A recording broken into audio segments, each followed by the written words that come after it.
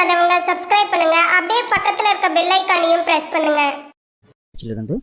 திருக்கணித பஞ்சாங்கத்தின்படி வரக்கூடிய மே மாதம் மிதுன ராசி மிதுன லக்ன நண்பர்களுக்கு என்ன மாதிரியான பலன்கள் நடக்க இருக்கு அப்படிங்கிற விஷயத்தை பார்க்க போறோம். இது மே மாதத்துல அவர்களுடைய கல்வி, பொருளாதாரம், உடல் ஆரோக்கியம், தொழில், வேலை வாய்ப்புகள், திருமண வாழ்க்கை, குடும்ப விஷயங்கள் இது எல்லாமே எப்படி இருக்க போகுது அப்படிங்கிற விஷயத்தை தான் பார்க்க போறோம். ஸோ அதற்கு முன்பு இந்த மாத துவக்கத்தில் என்ன கிரக நிலைகள் இருக்குது அப்படிங்கிறத வச்சுட்டு இந்த மாதத்தில் இந்த மாதிரி விஷயங்கள் எல்லாம் நடக்கும் அப்படிங்கிறத சொல்லலாம். முதல்ல இந்த மாத துவக்கத்தில் ராசிக்கு 4ஆம் இடத்துல கேது பகவான், ராசிக்கு 8ஆம் இடத்துல சந்திரன், ராசிக்கு 9ஆம் இடத்துல சனி பகவான், ராசிக்கு 10ஆம் இடத்துல செவ்வாய், ராகு, புதன். செவ்வாய் திக்பலத்தில் இருக்கார், புதன் நீச்சம் ஆனால் வக்ரமாக இருக்காங்க.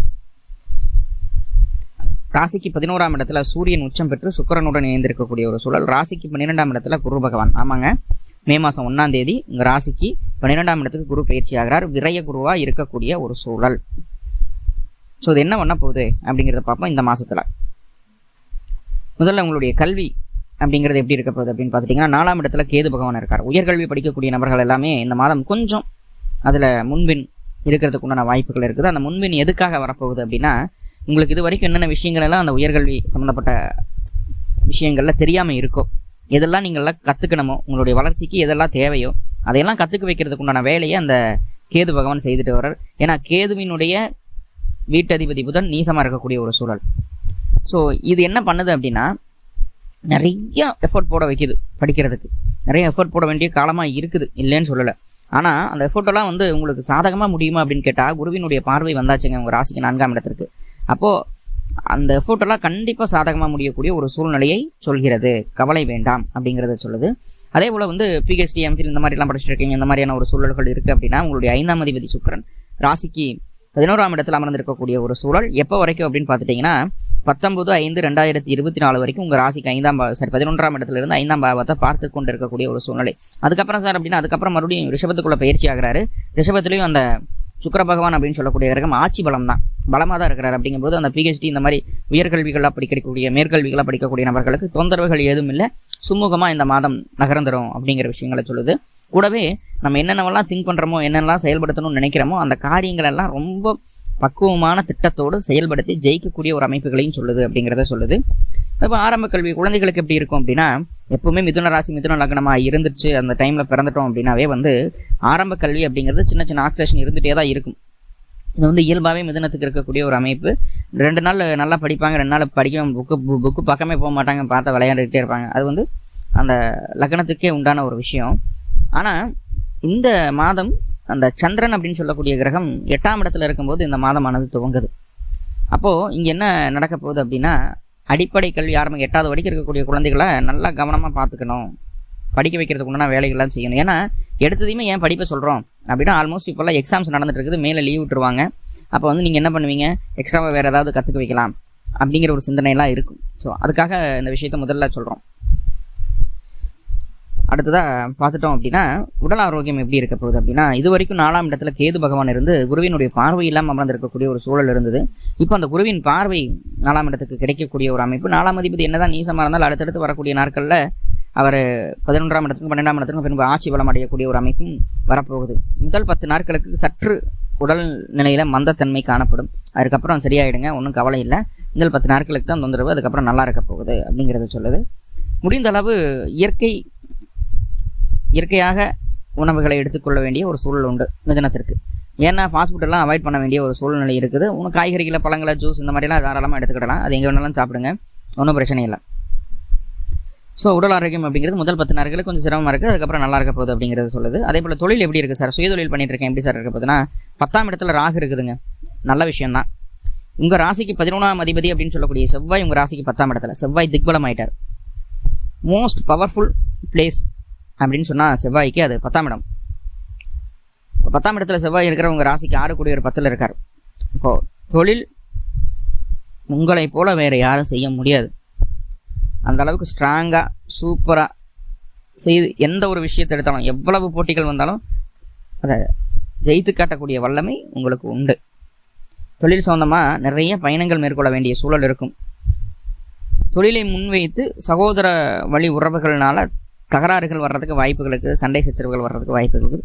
தொழில் சார்ந்த பயணங்கள் மேற்கொள்ளும் போது தனியாக போக வேண்டாம், ரைட்டா? தொழில் சார்ந்த பயணங்களை மேற்கொள்ளும் போது தனியாக போகாமல் கூட யாராவது ஒருத்தர் அழைச்சிட்டு போக வேண்டும். ஒருத்தரோ 2 பேரோ. வாகன பயணம் அதிகம் வேண்டாம். தொழில் சார்ந்த விஷயங்கள்ல சிங்கிளாக போகக்கூடாது. அப்படியே போனாலும் பயணிக்க வேண்டிய சூழல் இருக்குது, அப்படியே போனாலும் 2 பேரத்தை கூட்டிகிட்டு போங்க. தொழிலில் உங்களுடைய தனித்திறமை வெளிப்படுத்தக்கூடிய ஒரு அற்புதமான வாய்ப்புகள் கிடைக்கும். ஆனால் இப்போ என்ன பண்ணுவோம்னா, நம்ம செய்கிறது தான் சரி, வேறு யார் என்னத்தை சொன்னாலும் கேட்கக்கூடாது அப்படிங்கிற ஒரு மனநிலை உங்களுக்கு வந்துடும் தொழில் சார்ந்த விஷயங்களில். ஸோ அதை மட்டும் கொஞ்சம் கன்சிடர் பண்ணிங்கன்னா இந்த மாதம் சுயதொழிலில் அற்புதமான லாபத்தை பார்க்க முடியும். பெரியவங்க சொல்கிறத கொஞ்சம் கேட்கணும், அடுத்தவங்க சொல்கிற அட்வைஸை கொஞ்சம் கேட்கணும். அது ப்ளஸ் ஆர் மைனஸ் அப்படிங்கிறத நம்ம ஆய்வு பண்ணணும்.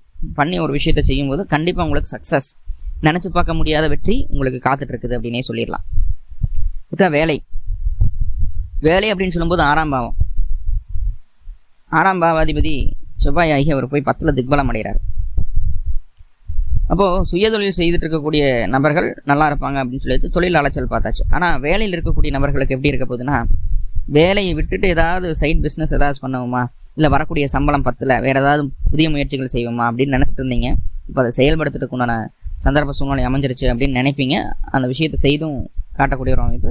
சில நபர்களுக்கு அது சாத்தியப்படும். உங்களுடைய சுய ஜாதகப்படி செவ்வாயினுடைய தசாபுத்தி அந்தரங்கள் நடந்துட்டு இருந்ததுன்னா கண்டிப்பாக அது சாத்தியப்படுறதுக்கு வாய்ப்புகள் உண்டு. இல்லைன்னா ரிஷப ராசியில் சனி இருந்தாலும் அதை செய்யறதுக்கு உண்டான ஒரு ஊக்கம் இந்த காலகட்டம் கிடைக்கும்.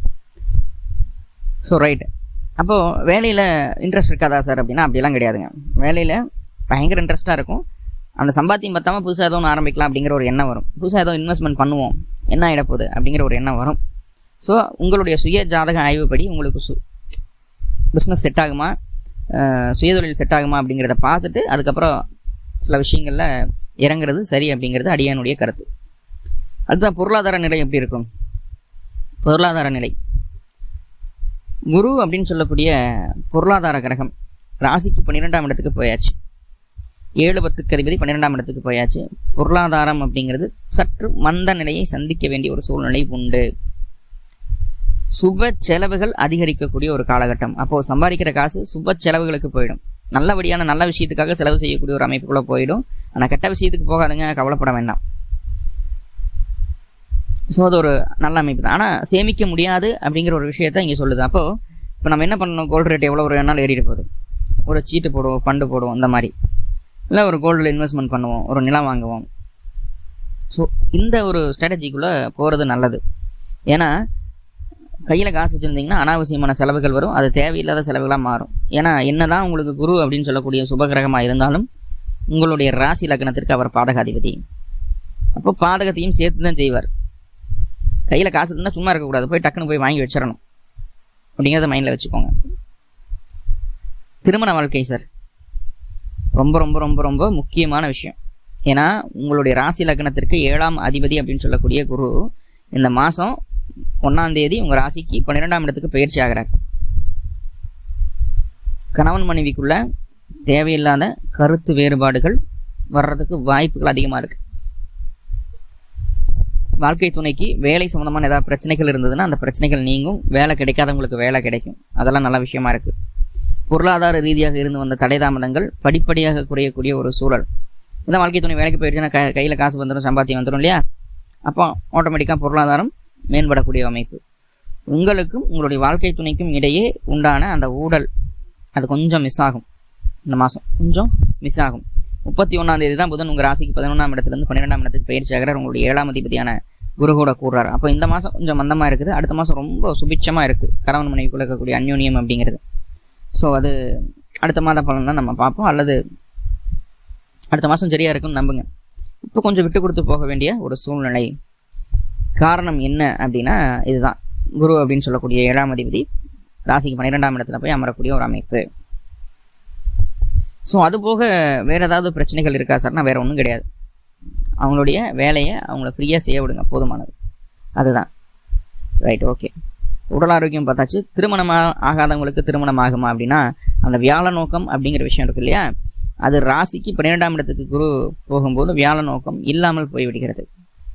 7ஆம் இடத்துக்கு குரு பார்வை இல்லை, 5ஆம் இடத்துக்கு குரு பார்வை இல்லை.